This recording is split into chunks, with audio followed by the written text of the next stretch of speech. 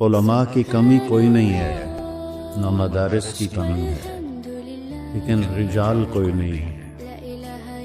وہ لوگ وہ نوجوان جو اللہ کے سامنے کھڑے ہوں تو اللہ بھی کہے خدا بندے سے خود پوچھے بتا تیری رضا کیا ہے، میرا بندہ بول کیا چاہتا ہے۔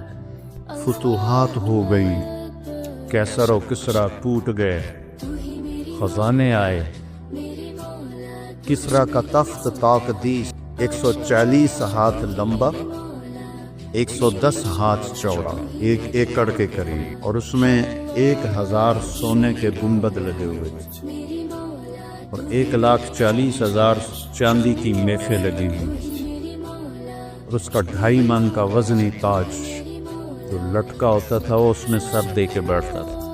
یہ سب مدینے میں آیا۔ صحابہ کون 10 مبشرہ مشورہ کرنے لگے، عمر کو اب اپنا طریقہ بدلنا چاہیے، اللہ نے اتنی سہولت دے دی، کوئی خادم رکھے، چھنے ہوئے آٹے کی روٹی کھائے اور کپڑے اچھے پہنے، بڑے بڑے وفود آتے ہیں۔ حضرت علی کہنے لگے جو مرضی کر لو مانے گا کوئی نہیں، کہنے نہیں بات تو کرنی چاہیے۔ کون بات کرے؟ حفصہ اور عائشہ رضی اللہ عنہ، ایک بیٹی ازواج مطہرات میں سے، دوسری محبوب بے رسول ہے، تو ان دونوں کو تیار کیا گیا۔ یہ دونوں تشریف لائیں تو حضرت عمر گنجے ہو گئے تھے، آخر لیٹے ہوئے تھے، اٹھ کے بیٹھ گئے۔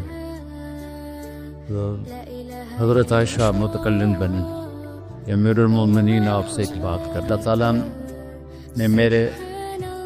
اللہ تعالیٰ نے ہمارے نبی کے دور میں دنیا نہ بھیجی، نہ انہوں نے دنیا کا ارادہ کیا، وہ ایسی چلے گی۔ میرے باپ کا زمانہ آیا، اللہ نے دنیا نہ بھیجی، نہ انہیں ارادہ کیا، وہ بھی ویسی چلے گی۔ اب اللہ تعالیٰ نے آپ پر دنیا کے دروازے کھول دیے، فتوحات کے دروازے کھول دیے، اب آپ اپنے اوپر رحم کریں، ارفق بنفسک، اچھا کھانا کھائیں، چھنے ہوئے آٹے کی روٹی کھائیں، اچھا کپڑا پہنیں، بڑے بڑے وفود آتے ہیں آپ سے ملنے کے لیے، اور اپنے لیے کوئی خادم رکھی جو آپ کی خدمت کرے، آپ کی عمر کا بھی تقاضا ہے۔ حضرت عمر کا رنگ ایسے بدل ہوا کہ حضرت عائشہ نے بات ختم کی تو کہنے لگے مجھے بتاؤ تمہیں کس نے بھیجا ہے؟ کہنے لگی کوئی ہاں نہ کرو گے تو ہم بتائیں گے، ویسے تو نہیں بتائیں گے۔ فرمانے لگے اگر مجھے بتا دو نا تو میں مار مار کے ان کے چہرے دل وہان کر، تو پھر وہ رو پڑے۔ پھر کہنے لگے حفصہ تو گھر والی ہے نا؟ بتا، اللہ کے نبی نے دن میں کبھی 2 دفعہ کھانا کھایا، صبح کھایا تو شام نہیں کھایا، شام کھایا تو صبح نہیں کھایا۔ کہنے لگے اللہم نعم۔ کیا تجھے یاد ہے تیرے گھر میں نبی کا بستر کیا تھا؟ ایک بوریا تھا جس کو تو دوہرا کر کے بچھاتی تھی، ایک آزاد تو نے اس کی ایک تہ اور لگا دی۔ تو آپ نے پوچھا حفصہ میرا بستر بدل دیا ہے؟ کہ نہیں یا رسول اللہ، وہی ہے، ایک تہ اور لگا دی تاکہ آپ کے لیے نرم ہو جائے، کہ اس سے واپس اسی طرح کر دے، مجھے رات کو اٹھنے میں مشکل پیش آئے۔ حفصہ تجھے یاد ہے ایک دفعہ تو نے کھانا ایک تپائی پہ رکھ کے دیا تھا، تو اللہ کے نبی نے اٹھا کے زمین پہ رکھا تھا اور فرمایا تھا میں جیسے بغلان کھاتے ہیں میں ایسے کھاؤں گا۔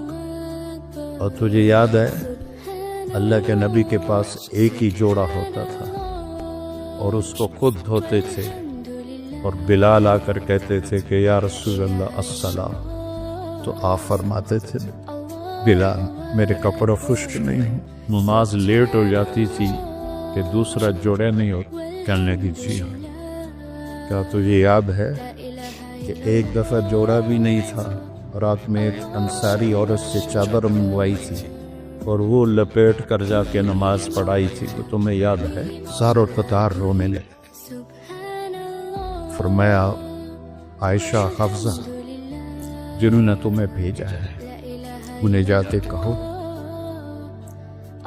کہ 3 دوست ہیں جو ایک منزل کی طرف چلے، پہلا چلا وہ پہنچ گیا، دوسرا چلا وہ بھی پہنچ گیا، اب تیسرا راستے میں ہے، ان کی راہ پر چلے گا تو ان تک پہنچے گا، اگر اس سے ادھر ادھر ہوا تو پھٹک جائے گا۔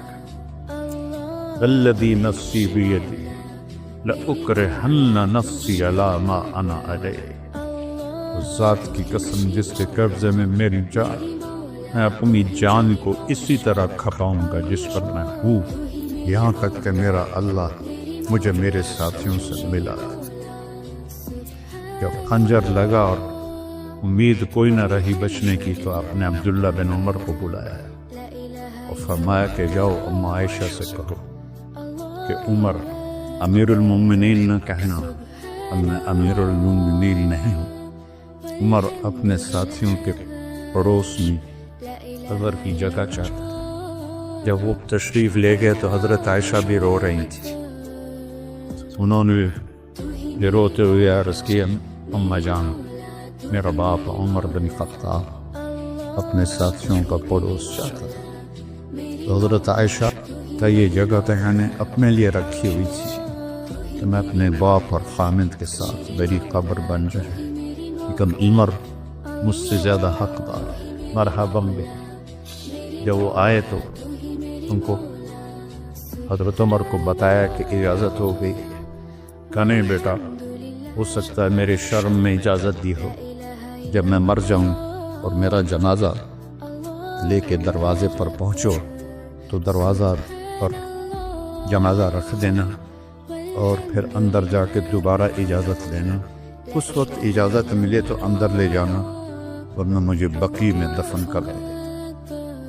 حضرت علی اور حضرت حسن آئے تو گھبراہٹ دیکھی، حضرت علی نے فرمایا موت سے ڈر گئے؟ حسن نہیں، موت سے نہیں، ما بعد الموت سے ڈر رہا۔ کون ہے؟ لو کان بعدی نبی لکانا، بول لکانا عمر، کہہ رہا موت نہیں، موت کے بعد سے ڈر رہا۔ تو حضرت علی نے فرمایا نہ ڈرو، میں گواہی دیتا ہوں، میں نے اپنے نبی سے سنا کہ سیدہ قبول اہل الجنت ابو بکر و عمر۔ حضرت عمر کہنے لگے حشر کے دن گواہی لوں؟ فرمایا میں بھی دوں گا، میرا بیٹا حسن بھی دے گا ساتھ۔ وہ تشریف لے گئے، جو موت کے آثار نظر آئے تو ان کا گود میں سر تھا بیٹے عبداللہ بن عمر کی، تو کہنے لگے دانی علی الارض، وہ یہ زمین پر ڈالا، تو ان کا دل نہیں مانا تو ان نے پنڈلی پہ سر رکھ، تیرا ناس ہو، سنتے نہیں ہو کیا کہہ رہا ہوں، زمین پر ڈال۔ ہم مسجد میں داخل ہوئے، آپ کے دائیں طرف ابو بکر، بائیں طرف عمر، آپ نے فرمایا ہمیں دیکھ رہے ہو؟ صحابہ سے کہا جی، کہا کذا نوشر یوم القیامہ، اس طرح ہم معاشر میں اٹھیں گے کہ میرے دائیں ابو بکر ہوگا اور بائیں میرے عمر ہو۔ آپ نے حضرت حفصہ کو طلاق دی تو اللہ کا فرشتہ آیا کہ میرے عمر کو تکلیف ہوگی، اپنے نبی کی منشا کے خلاف اللہ نے فیصلہ لیا کہ میرے عمر کو تکلیف ہوگی، رجوع تو اپنے رجوع فرمایا۔ تو جب انہوں نے زمین پہ سر رکھا تو الٹے ہو گئے اور اپنا چہرہ زمین پہ ویل لک ولامک یا عمر ان لم یغفر لک رب، ویل لک ولامک یا عمر ان لم یغفر لک رب، ویل لک ولامک یا عمر ان لم یغفر لک ربک۔ یہی کہتے کہتے جان نکل گئی۔ تو برٹرن رسل نے کہا، جو ایک دہریہ تھا، انگریز مفکر، اگر ایک عمر اور ہوتا تو پوری دنیا میں اسلام